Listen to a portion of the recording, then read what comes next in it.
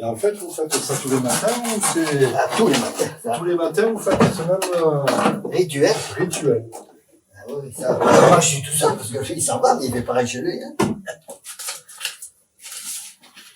C'est plaisant, il faut commencer. Tu vas pas travailler à midi. Hein. Oui, ça, il vaut mieux pas. Voilà, à 10 heures, on arrête à peu près. Et après, si tu vas au travail, c'est le soir après 16 heures, 17 heures. Donc, Il faut avoir un peu de temps pour faire. Voilà, bébé. le matin, de toute façon, le monde agricole, ou même les entreprises, les entreprises de bâtiment, bah, tu te lèves à 5 heures, de toute façon, à 6 heures, il faut être sur le chantier. Sinon, après, au soleil, tu fais plus rien, tu transpires, Et oui, mais ça, c'est de quand on n'avait pas encore les horaires normalisés par l'Europe. Oh, bah, que quand même. Allez, tiens, Merci. comment allez, C'est la rentrée. Robert, Je peux aller chercher. Oui. tu veux quoi? Tu viens avec Donne peu deux avec à la coupe. Oui. Comme ça. Mais de toute façon, il faut manger. De toute façon, ils ne mangeront pas trop. Hein, à première vue. Donc le matin, quand vous vous levez, vous déjeunez pas. Ah, café, c'est tout. Café. Et après, la mériende.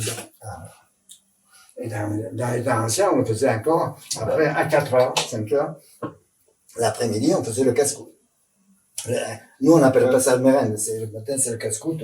Le soir, c'est quoi? On appelait à peu près la même chose. Mais mérène, c'est niçois. Ouais. C'est un mot qui n'a jamais existé dans nos villages. C'est ça que je veux retrouver. Hein?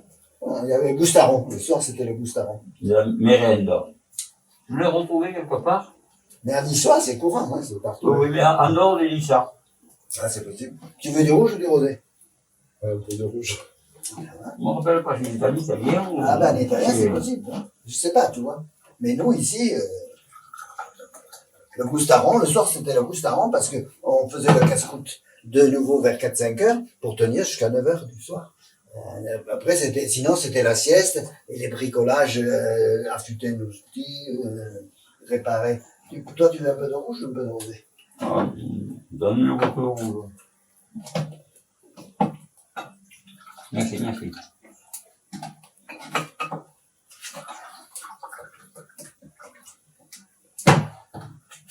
Voilà, c'est...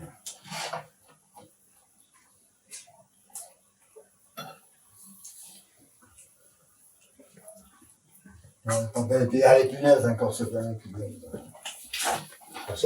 C'est difficile de s'en débarrasser. Hein. Ah, il faut tuer, il faut tous les jours, il faut passer 2 fois par jour. Ben, À la vôtre, alors? À la vôtre. à la vôtre. Ah ouais. Et vous voulez du rosé ou du rouge? Ah, je crois que je vais prendre du blanc, moi. Il n'est pas de blanc. Et j'en vois là, dans la carafe, là.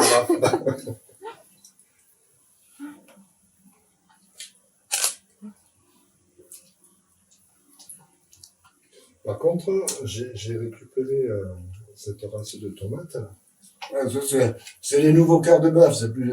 Ouais. Et je les trouve excellentes. Ah, Non par rapport au cœur de bœuf, c'est la peau dure. Dedans, c'est moitié vide. Non, c'est pas le vrai cœur de bœuf. C'est Le cœur de bœuf, sélection grande surface. Ah, je sais pas, mais ils ont la peau dure. Nous n'avons pas de trouver ça sur des Saint-Pierre. Les Saint-Pierre, moi, ce que j'aimais beaucoup, c'est le Fantango, la marmande, à la rigueur. Mais après, maintenant, il n'y a plus que des variétés que tu connais pas, et il faut qu'ils aient des peaux dures pour que le transport, il faut qu'ils aient, hein? Ouais. Même la truc grappe, tu les gardes 15 jours au mois, la peau, elle est comme ça, ça fond pas. C'est eux qui dictent les normes. Et ouais, ils se font fabriquer, c'est Que ça ait du coup d'œil, que ça supporte les chocs et les manipulations, et que ça tienne 8 jours dans la cagette de la voiture. Si ça répond ces 3 critères, c'est bon. Tu veux un peu de sel, non? Ah, Ah ben, à la vôtre.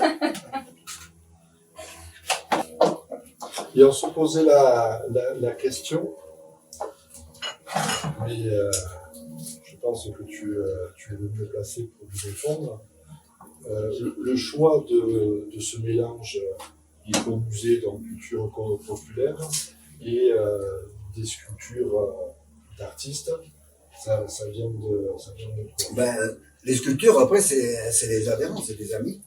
Tous ces sculpteurs, c'est des amis. Ils travaillent bénévolement, il n'y en a aucun qui a été payé. Tout ce qu'on a payé, c'est les marbres, ça on a payé.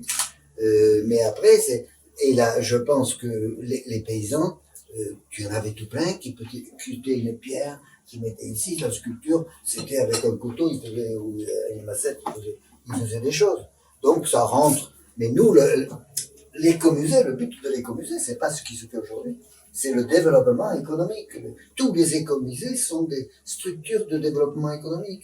Tous les écomusées, on avait notre place d'office à la DATAR, notre place à la Chambre d'agriculture, notre place dans tous les organismes qui réfléchissaient au niveau départemental, même national. Moi, je suis monté plusieurs fois à Paris, etc. Pour ça, on était là pour réfléchir. Les premiers écomusées, c'est ceux qui sont nés quand il y a eu le drame économique industriel. C'est le Creusot, c'est Fourmi, c'est les Landes, c'est... Enfin, les deuxièmes séries d'écomusées, c'est les écomusées qui sont nés quand Pompidou, avec Jean Blanc, ont décidé de créer des parcs nationaux pour sauver des territoires et la diversité, la biodiversité. Donc il est né des écomusées de parcs. Il n'y en a pas des masses, il doit y en avoir 5 ou 6 de parcs. C'est l'écomusée des Landes qui est de parc, les Cévennes c'est de parc. Enfin, il y en a quelques-uns. Et après, il est né la dernière génération des écomusées qui sont nés, la plupart associatifs, qui sont nés pour sauver des petites régions où on pensait qu'il y avait quelque chose de typique, donc des villages. Mais de toute façon, tous les écomusées naissent quand c'est la catastrophe économique, quand ces villages, les usines, tous naissent d'une déshérence quelque part. Et nous, on était le dernier né des écomusées aussi, associatifs, pour sauver ce pays qui y restait à plus de 19 habitants. La moyenne d'âge c'était 66 ans, au Var il en restait 7. Il y avait que la Croix qui était un peu plus grande qui en faisait 80, puis j'éteignais faisait 900 et quelques. Rigaud, là c'était la fin d'un pays. Et donc on a été pris à témoin et ils nous ont beaucoup aidés. La Qatar, ils étaient là presque tous les 15 jours, de Grenoble ou de Paris, pour essayer de faire, et ils voulaient qu'à travers cet écomusée se naisse un pays. Et le pays, on n'est pas arrivé à le faire parce que les politiques, personne ne veut quitter son chapeau, tout le monde veut garder ses prérogatives, donc le pays, on n'est pas arrivé à le faire naître. Mais la logique aussi des écomusées, c'était peut-être d'arriver à se saisir de son histoire, de la conserver et après, de justement recréer un système économique à partir de ça. Plus ou moins, le problème c'est de souvenir des racines. Mais le monde, c'est une évolution permanente, tu ne reviens jamais en arrière. Aujourd'hui, tu ne pioches plus avec un magao. Voilà. C'est pas plus mal parce que c'était difficile. Non, mais là, l'évolution, elle est permanente. Le seul problème, c'est de savoir d'où on vient et avec les outils qu'on a, si eux, avec les outils qu'ils avaient, ils arrivaient à faire quelque chose. Nous, aujourd'hui, c'est pour ça qu'on avait fait une exposition une semaine avec Protera ici, en présentant tous les petits motoculteurs brouettes qui existaient. Les outils, pour nous, on n'a pas les tracteurs, ça tient pas ici dans nos pays. Tous nos pays, c'est des pays de montagne, il faut des petits engins qui se poussent, ou des chenillards, le tracteur traditionnel ne peut pas travailler chez nous. Donc on avait fait faire une exposition avec les Italiens, c'était une quinzaine de producteurs. Voilà, mais enfin, c'était ça. Et les expositions culturelles sont en principe un faire-valoir. Et on faisait des expos qui étaient en liaison. Moi, par exemple, la dernière expo qu'ils ont fait sur le Tour des Pignes, je comprends pas qu'on n'ait pas abordé le problème de la concurrence le car et le train. Qu'est-ce qu'on veut? De toute façon, les deux ne peuvent pas tenir. Et je pense qu'aujourd'hui, le train a perdu. Je crois que c'est fini. C'est la région ne peut pas tenir ce train. Il coûte des milliards et des centaines de milliers d'euros.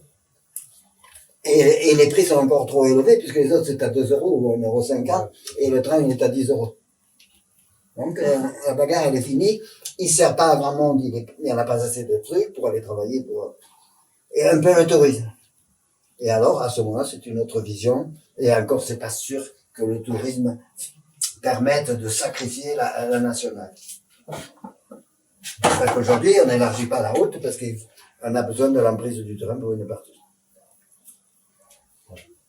Voilà. Donc c'est des choix économiques. C'est pas l'économie de choisir, mais c'est à l'économie de poser les problèmes en disant qu'est-ce qu'on fait. Le train voilà, le gars voilà, qu'est-ce qui pour l'avenir, quelle est la solution? Poser des interrogations. Tout. Pour chaque fois que tu fais une expo, il doit y avoir des questions qui sortent que l'écomusée lance comme ça dans la réflexion.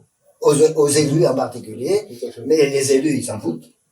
On n'a pas des élus qui ont envie tellement de faire développer le pays. Même aux élections départementales, quand tu vois que le conseil général accepte que Touette bloque la route, eh ben ça c'est inacceptable. Si c'est une nationale, on téléphone au préfet, on va faire il n'y a plus de nationale. Maintenant c'est le conseil général. Touette, tu peux plus passer.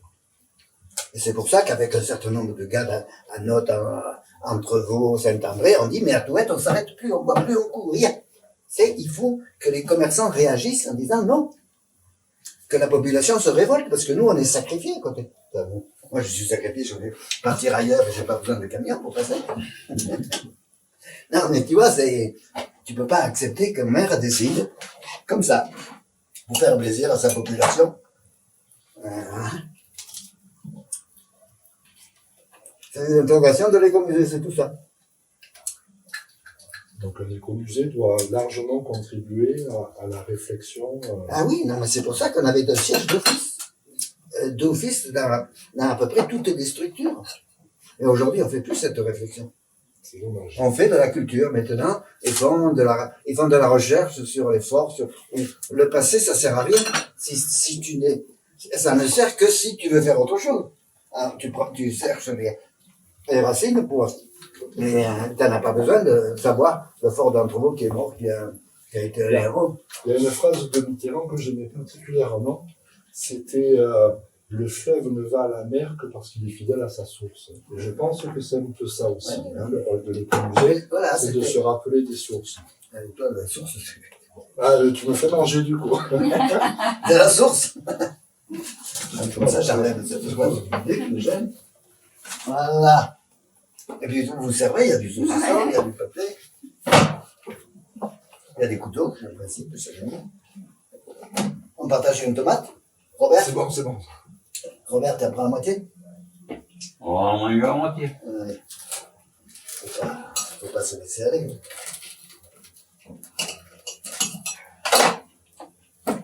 Allez. Sel. Et oui, c'était une expérience importante. On était au sein de la fédération des écomusées. J'étais administrateur pendant 5 ans. Le plus petit des écomusées. Mais bon, on était, étant donné le plus petit et dans un territoire le plus triste, le plus malheureux. C'est pour ça que bon, je suis allé faire des conférences au Maroc, on m'a envoyé, où c'est que je suis allé en Tunisie.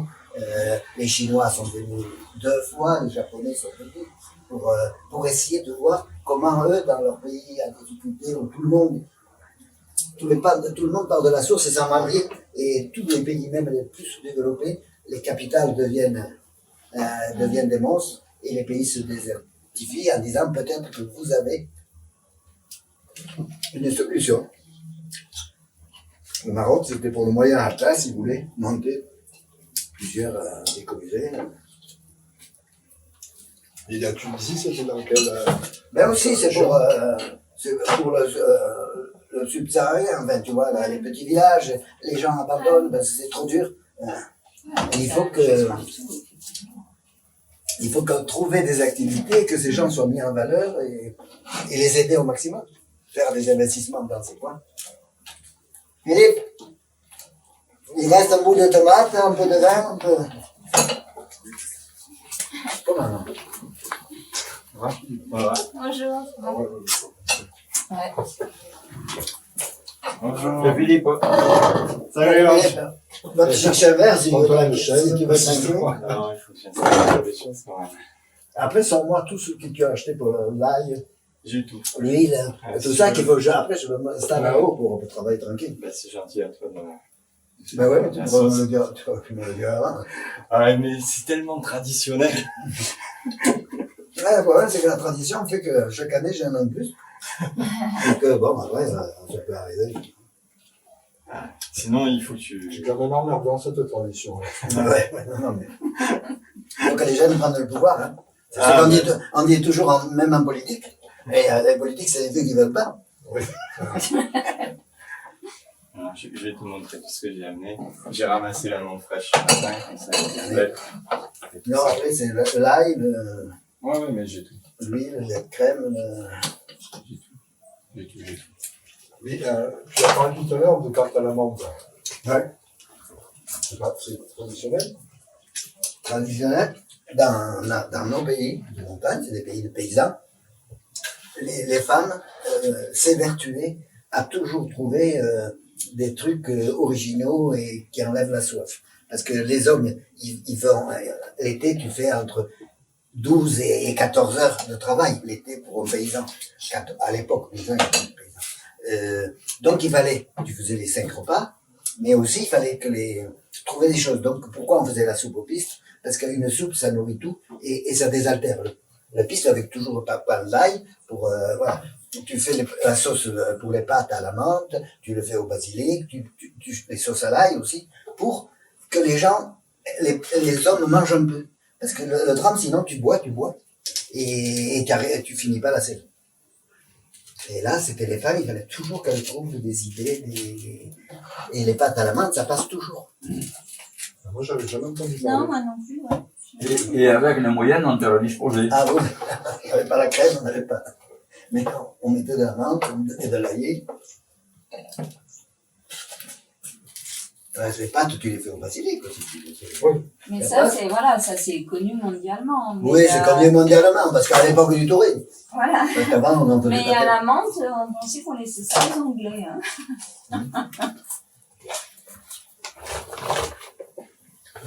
On l'a bien vu. Waouh. Parce qu'ici, elle a tout. Tout a disparu. Je sais pas ce que tu me fais. Hein. La menthe, Ah, mais je suis pas le seul. parce que On c'est a- trop sec. Hein. C'est bon. Hein? Oui, ça va suffire. Ça va? Mais combien on est de repas aussi? Pour savoir combien il faut faire de sauce. À peu près là, en réservation, on est aux environs de 40. Donc ça va monter à 60. Minimum. Minimum. Hein. Je pense que ça peut monter. Là, je sais pas combien. Ah oui, oh, ben là, il y en aura trop. Il y a un Je t'en ai restaurant. ramené plus. Hein, Voilà, il y a un restaurant. Moi, une tête, un peu plus. Peut-être une tête. voilà, c'est bon. Ça, j'ai l'huile. De l'huile, bon, en principe, cette année, 60 avec un litre. Un peu de crème. Ouais. Et de la crème fraîche. De la crème. On va enlever, il y Ça, a c'est iconoclaste, hein, quand même. Ouais. Un mélange d'huile-crème. toujours. Le problème, c'est d'enlever. Ça se rappelle des Anglais. Ça, Il faut, ça se rapproche il des faudrait Anglais, légèrement faire assécher pour la la Normandie et la menthe. la menthe pour que l'amertume ne s'en aille un peu. Parce que le fond de la menthe, il y a un goût amer. Et donc tu mets un peu de crème pour enlever l'amertume. D'accord. Avec un peu, tu la sens moins. Tu l'enlèves pas. Ou alors tu mets que les feuilles de menthe. Mais je mets que les feuilles, je mets Ah, pas. ouais, Voilà. parce que la tige, sinon c'est hyper amer. Voilà. On met pas les verres, on met pas. Voilà, bon, j'ai ramené ça. Eh ben c'est bien, Philippe. Bah, quand même. Et les pâtes, là, elles sont rangées là. On en Ok. a déjà 6 kilos et 3 kilos en plus en rab au cas où. Voilà, mais ça va alors, parce qu'il en faut environ, avec 1 kilo de pâtes, tu fais 7-8 personnes. Ouais. Il faut 150 grammes, 130, 150. Mais Jean-Marc, il commence à lever les yeux. Pour lui, c'est plus. Hein. Oui, non, mais c'est pour ça. De pâtes, c'est pour lui. Mais quand je dis une moyenne, c'est une moyenne. Hein. Parce que là, quand on sert les pâtes, tout le monde mange à sa satiété. Au départ, on essaie que tout le monde commence à manger. Ah, il y en a beaucoup qui reviennent. Deux, C'est trois. durable.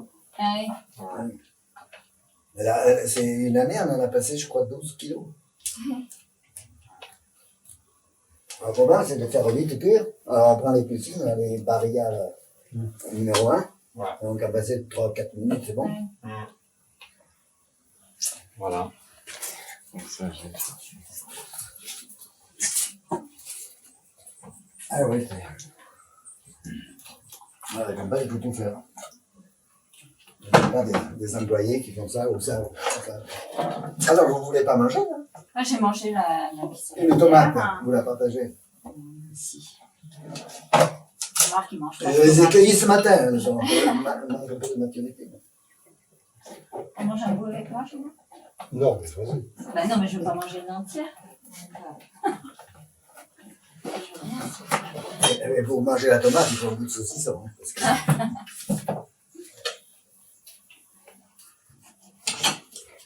Et la ferme par rapport à l'écomusée, alors Ah ben ça, c'est un des éléments indispensables. Bon, on avait pris la ferme avant la création de l'écomusée, déjà à l'Amérique. Bon, à l'époque, j'étais maire. Et il y avait une succession de familles qui s'est produite. Et la maman, qui est restée encore en vie, a proposé à l'écomusée, à la mairie, en disant... Et c'est là qu'on a commencé, puisque... il n'y avait pas de ministère de l'écologie, mais sous Mitterrand, au début, en 83-84, ils ont créé un service, comment on appelle ça, une représentation sur l'environnement, les territoires et l'environnement. Et donc, ils ont lancé un programme, le gouvernement, sur les paysages et les murs en pierre, et les murets. Et nous, nos paysages des Alpes-Maritimes, on n'existe que parce qu'il y a des murets. Il n'y a pas de terrain sans muret. Ou exceptionnellement, Nina ou le Claude des Combettes, sinon il n'y a pas. S'il n'y a pas un muret, tu n'as pas de terre. Voilà. Donc, on avait fait une grosse réunion à Gréoux, où il y avait un peu tous les représentants des 5 départements du PACA. Et chacun devait choisir, il fallait avoir un terrain, mais chacun devait choisir un petit peu sur quoi il pouvait travailler. Parce que sur les paysages, ça peut être les arbres, ça peut être c'était les murs, mais c'était aussi autre chose. Et nous, ce que j'avais expliqué à l'époque, on a dit, nous, on n'a pas de pierre. On a un pays plein de cailloux, mais on n'a qu'une pierre. Toutes les pierres qu'on fait quelque chose, on les charrie d'ailleurs. Tu vois, c'est des vieilles maisons, il y a du béton, de murs de route. Donc, on a dit, mais nous, il faut qu'on trouve des pierres, un système. Et c'est là qu'on est parti sur les murs béton, en 10 ans. Et on était chargé de contacter les fabricants de briques, les bétonneurs. C'est là qu'on avait contacté celui de Château Arnoux. Comme ils appelaient, qu'après ils lui ont brûlé l'entreprise, les concurrents, et qui faisait Bétofort. Et donc, eux, ils nous ont dit, mais nous, on a commencé à réfléchir, etc. Et donc, on leur a demandé de nous livrer, de nous donner pour en publicité. Ici, tout le monde, aussi bien les fournisseurs que les clients, peuvent venir voir toutes les séries de murs qu'on a fait, et on a fait une analyse un petit peu de solidité, etc. Donc, il nous en a fourni 2 camions, 2 gros camions. On a fait les premiers murs en Bétofort. Après, on a contacté Lofel, je crois. Lofel, c'est un brevet suisse. Ben, eux, ils nous en ont donné très peu. Et puis, en fin de compte, c'est pas très beau. Enfin, on en avait acheté une semi. Bon. Après, on a contacté avec qui Tarabella, qui est le plus mauvais système. D'ailleurs, je crois qu'ils ont abandonné. Qui tient pas trop et qui en plus gèle, ils ont des gros dépôts, ça gèle. Et après, on a fait aussi avec le Vauban. Alors le Vauban, c'est le plus beau système qu'on a trouvé. Solidité, facile d'emploi. Et du gros, là, celui où j'ai fait c'est quoi ça, le Vauban?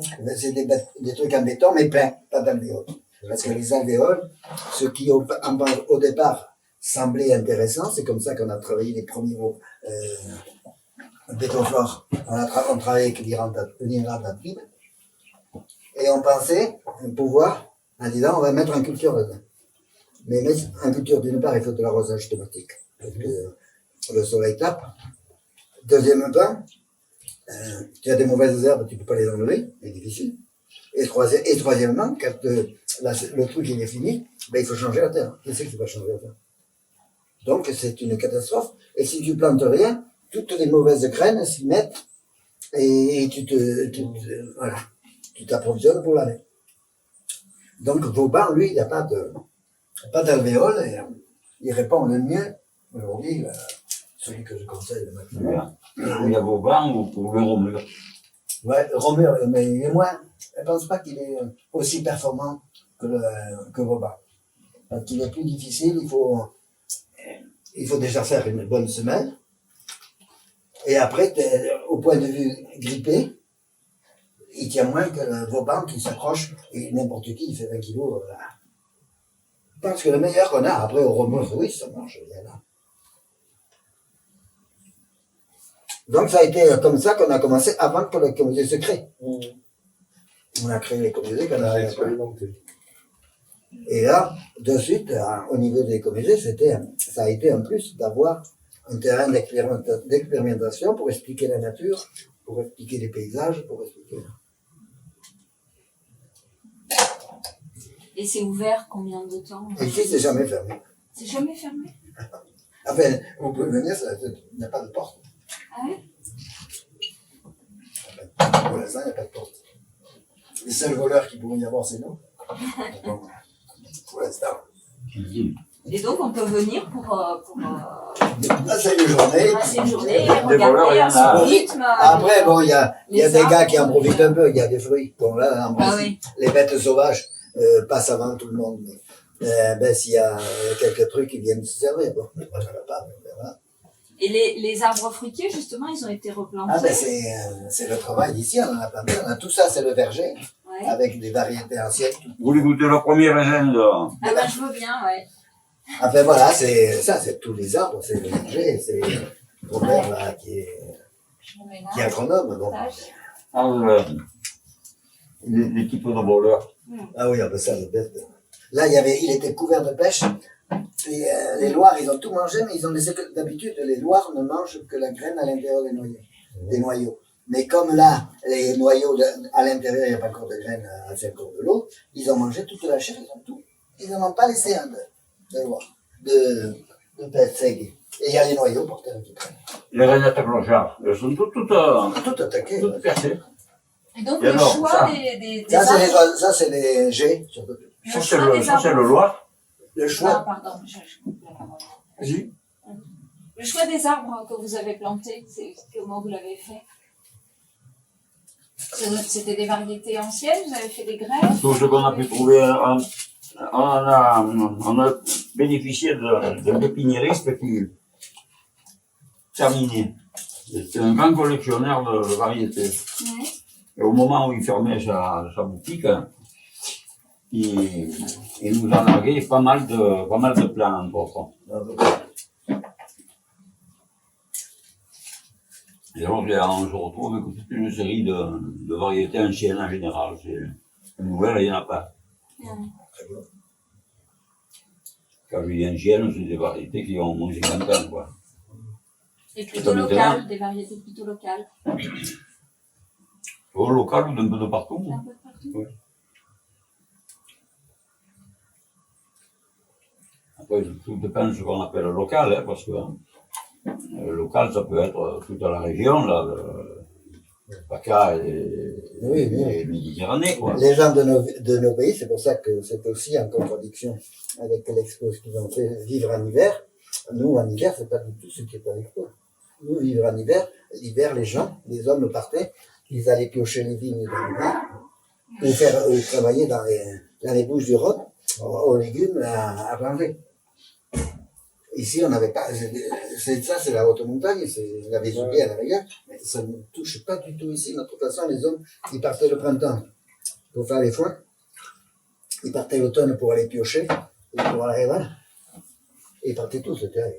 Donc, la plupart, c'est pour ça que notre parler, c'est le Provençal, c'est pas le Niçois. Et après, on a un tas de choses, de plans, parce que chacun, les paysans anciens, dès qu'ils voyaient quelque chose d'intéressant, ils partaient avec des greffons, et ils arrivaient ici en Bretagne. Mais par contre, c'est pas un peu étonnant dans un monde où il y avait quand même une certaine difficulté de communication, qui est des migrations aussi importantes. Non, parce que ici, c'était la survie. Hein. De toute façon, l'hiver, qu'est-ce que tu manges? Et il faut... Mon père, il allait garder il était encore allé garder les moutons à Cannes, hein, au Palm Beach de Cannes. Et pendant encore quelques années, il dit... Après, bon, Cannes s'est développé, mais Cannes, c'était un bled, ça faisait 3000 habitants. Biot, tout ça, ça n'existait pas. Enfin, c'était des campagnes, c'était... Et après, il fallait faire quelque chose. L'hiver, tu n'as pas grand-chose. S'il n'y avait pas eu de grêle, tu avais un peu de pluie, donc tu avais un peu de farine. Si les patates avaient été bonnes. Mais dès qu'il arrivait une catastrophe, il n'y a pas d'assurance. C'était la solidarité, puis après, c'était le démerde. Tu partais. Et puis, il y a des pays où il n'y avait pas grande marchandise, monnayable. Mais non, ici, il n'y avait rien.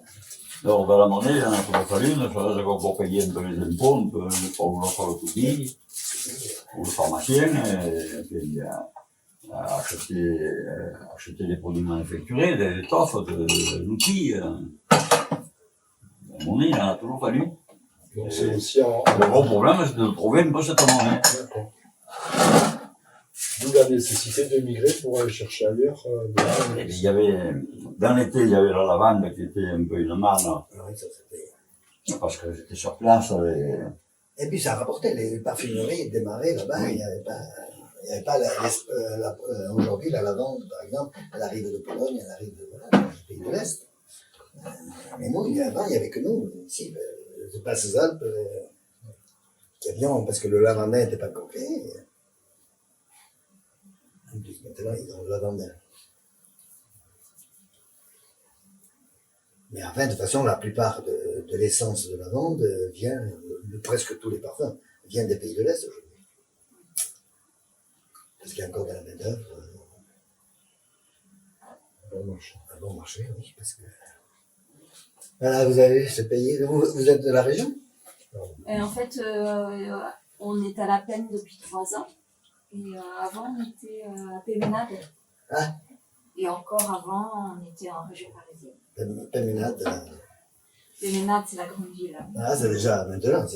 Moi, quand j'étais au lycée à Jules Ferry, tout ça, il n'y avait personne qui faisait là-dedans. Garder les vaches, là-bas. Moi, j'allais garder les vaches à Mougins avec des collègues. Les vaches. On allait garder les vaches. On avait l'habitude, donc ils nous confiaient les vaches. Maintenant, à Mougins, tu gardes plus les vaches. Il n'y a que des vaches. Même. Tu veux Une leur mettre. Merci. Et vous mettez un peu de couleur Ah, merci. Après, j'ai la couleur qui me monte ici. Eh oui, ça a changé, tu sais, en 50 ans. Une chose.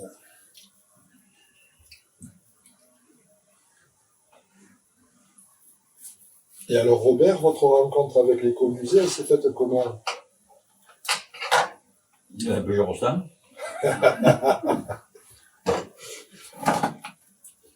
Moi, je suis natif de plusieurs rostans. Et mes parents sont partis quand j'avais 5 ans, 4 ou 5 ans. Et donc, j'avais toujours la grand-mère qui était là. Sa grand-mère, c'était la sage-femme du village. La coucheuse en même temps. La sorcière. Alias Tantofine. Et ça fait que, bon, à l'occasion, on a toujours gardé des contacts avec plusieurs rostans. Mes frères, tout ça, quand on était jeunes, autant on venait une fois ou l'autre faire à Sainte-Anne, et puis mon père, les oncles, ils en parlaient, Eh oui. on a toujours vécu avec une ambiance, plusieurs rostans autour de nous. Quand j'ai eu la retraite, j'ai eu le malheur de retrouver Angle. Oh, le Et mal. là, ça a été la perte. Hein. Quand il est revenu, il est allé travailler 15 ans comme il a travaillé en Afrique. Une quinzaine d'années, oui. Et il revient, un beau jour il revient, il arrive à la maison et il voulait me voir. Et moi j'étais dans l'atelier enfermé et j'étais en train de distiller de l'alcool. Alors j'avais dit à Madé, j'ai dit de toute façon j'existe pour personne, tu sais pas où je suis. Et après j'aurais pu le venir voir parce qu'il fait pareil que moi. Mais il faisait parler comme moi. Et voilà. Et du coup, après, on a parlé d'une chose et de l'autre. Puis il a commencé à venir pour nous aider à ceci, pour nous aider à cela. Bon, il est à côté 300 km. C'est pas un à voir. Donc, ben, la reprise, ça a été vite fait. On est venu, une année, on est revenu faire le séminaire pour le de Pentecôte. Du coup, on a embrayé après sur la lavande. Et c'est là qu'on avait fait la première soupe piston. Là-haut. Tu voulais pas qu'on fasse du feu, parce qu'on zone rouge. Et du coup, on logeait dans la bastide de Chai. Ah oui, là, maintenant, c'est toujours dans la soupe. Il y avait encore deux fonctions de foin, là. Alors, dans un petit courtil, alors là, bien à la cale, là, j'avais, Denise, elle a apporté ce qu'il fallait, elle a fait bouillir la marmite de soupe, on l'a sorti le matin. On avait un petit déjeuner soupe. Soupe au piston. À la place du café. Ah oui, bah, c'est Ouais, c'est parfait. Ouais. Et alors, tout le monde a voulu un peu de cette marmite de soupe, elle n'était pas grosse. Et puis après, ça a embrayé, je crois qu'on l'a pris le temps d'après. Après, il y a eu le chêne. On s'est trouvé à faire le virer autour des chênes, là. Ouais, il y a toujours quelque chose. Et voilà, hein. Il y a toujours quelque chose à Ça faire. a embrayé avec les inventaires de... Ah oui, à un moment, pour se faire reconnaître, l'inventaire général de collection. inventaires de Parce que le collection. musée est reconnu. On y a travaillé au moins 2 ans là-dessus. Pour faire l'inventaire, on a quand même aussi 7000 objets. Donc, les mettre en numéro, les photographier. De toute façon, on avait bien fait puisqu'on a été reconnu. On était à 6000 quand on a eu la reconnaissance. Voilà, en 94, on a été reconnu. Musée de France. Et donc cette aventure, pour vous, elle dure depuis 25 ans, si je fais bien le compte. Ouais. Faut peut-être un peu plus, mais... Retraite 60 ans, 85 ans aujourd'hui. Oh, il est parti un peu avant, tu as pris la retraite un peu avant. Ça t'est arrivé. C'était pas tout à fait la retraite. J'étais à la retraite, mais anticipé. Non, ça. Non, je pense que c'était... C'était en 92. De l'angle, c'était à la retraite, mais c'était la retraite à... Enfin bon, ça a été une 60 rencontre, ans, mais comme il y a eu des 60 ans rencontres comme passés. ça. L'écomusée, ça a été un lieu de rencontre avec des gens extraordinaires.